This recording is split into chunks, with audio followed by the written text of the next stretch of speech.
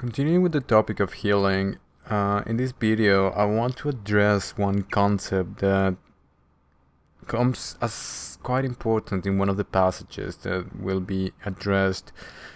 This has to do with the idea throughout time and throughout civilizations that there are certain items that can be enchanted or that have magical qualities.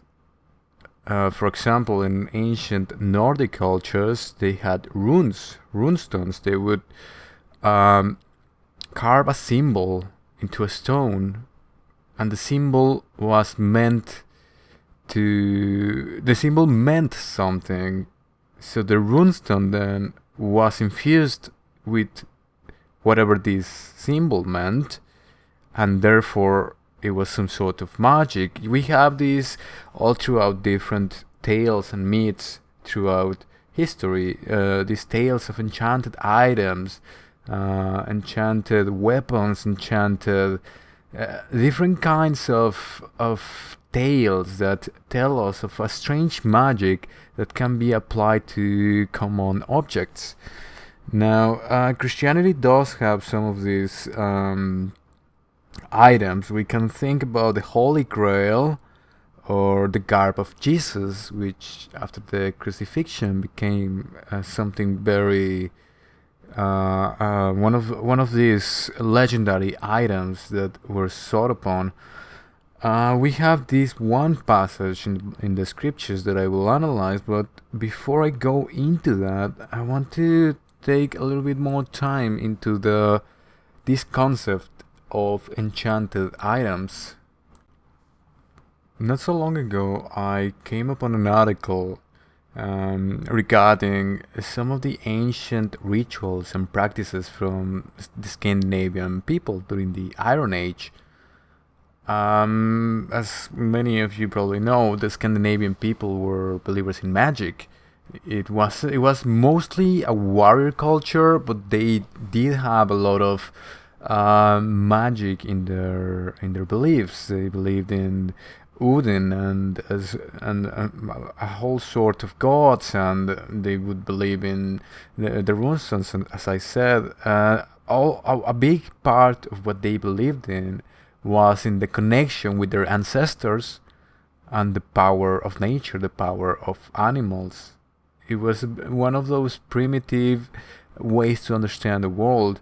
But now, the thing that I read in that article is that in one of their practices, their magical practices, they might have had actual results, but not because of the magic, but because they were actually partaking in a technological process without even knowing it.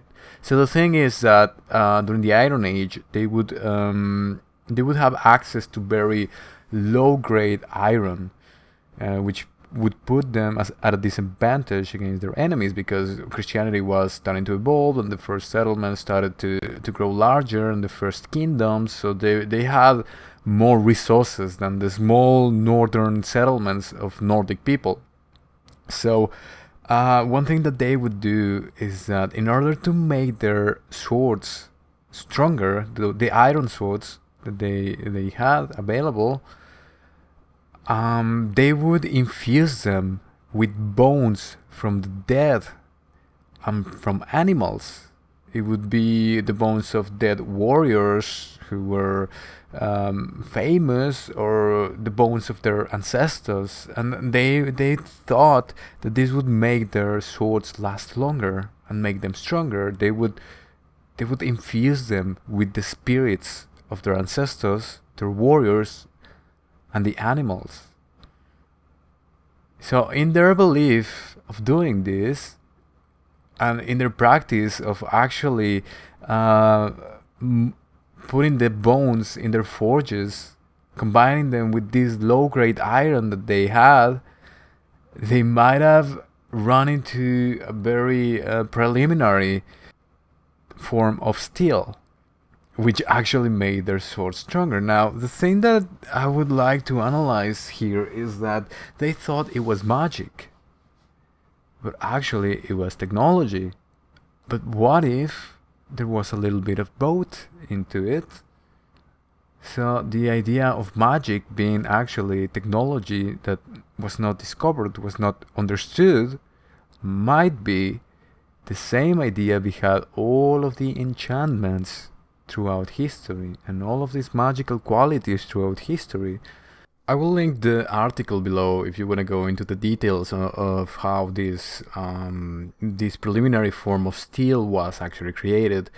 But going forward with this, I want to analyze why would this work. Maybe in some of the other instances of enchanted items where they weren't actually discovering any new technologies, why would they work? It would be very presumptuous of us to regard all people in history as stupid, and to regard all these ancient civilizations as just ignorant, because if they had some rituals and some customs that were practiced during hundreds of years or even more, even though it didn't work what they were doing, why would they keep on doing it? Maybe it worked in some way.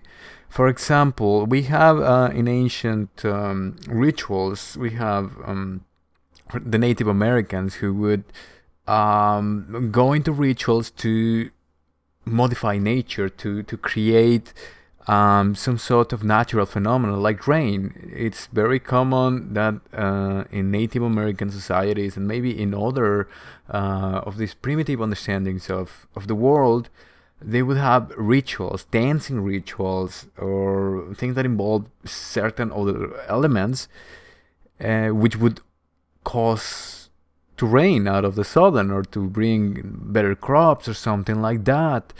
You would think that if they realized that this didn't work, why would they keep on doing it? But now there is quite a bit of evidence that suggests that it's not the ritual that made something happen in the world, but it is their minds acting together and their belief, their thorough belief, just like in the healing rituals where they had to believe and they had to be present in the ritual for something to happen.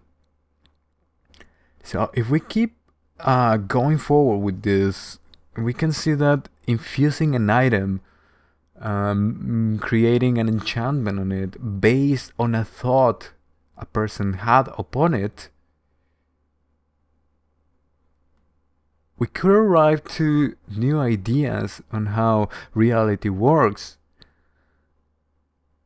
In the case of these runestones, we can see that adding a symbol that meant something is actually infusing the item with a thought, either for well-being or fortune or strength or whatever it may be. A dream catcher in Native American society, something to protect you. Christians have crucifix.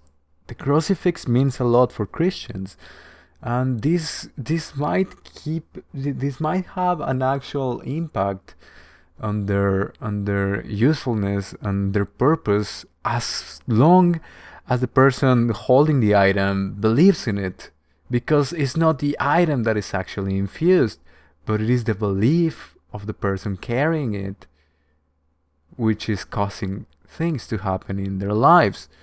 Now, this is the same case of what's acting upon these ideas of lucky charms. If you carry a lucky charm with you and you think that this is your lucky shirt to have something happen in the world, or that it's going to bring you fortune or something, and you wear it every day because you think it's going to work, and it's working, and then one day you don't wear your lucky shirt or your lucky rabbit's food or whatever it may be, then you have a terrible day because you're not wearing your lucky charm, and that's your superstition, that's your belief. So we can make an argument that the same thing happens in what they believed were curses.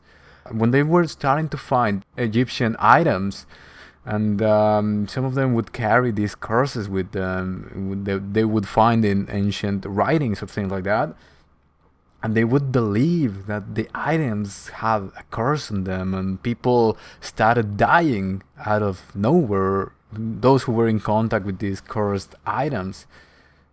It might have been true, but not because the items were actually cursed, but because whoever came in contact with the item believed this was the case, and then brought upon their lives circumstances based on their thoughts that caused that to happen.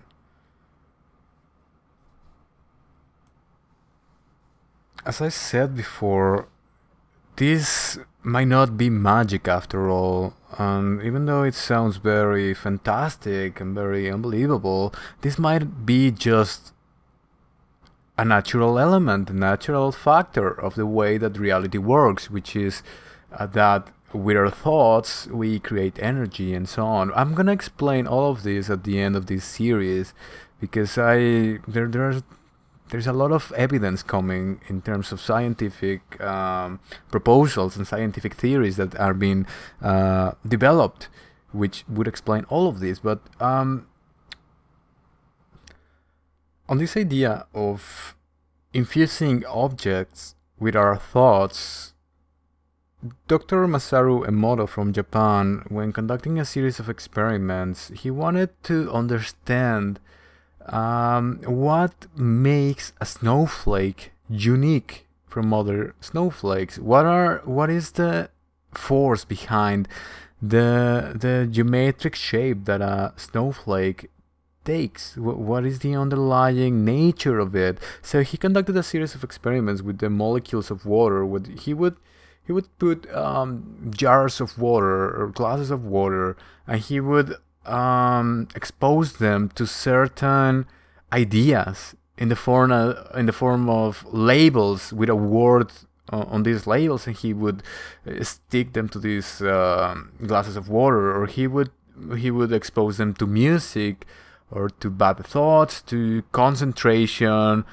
to meditation, and different kinds of conscious inducing experiences, which would be on us. It would be on the person who writes the word. It would be on the person who puts the music, or the person who recorded the music. It would be the feelings, the emotions, the consciousness of the people who were around this water, and he wanted to see if the water was going to react in some way to it.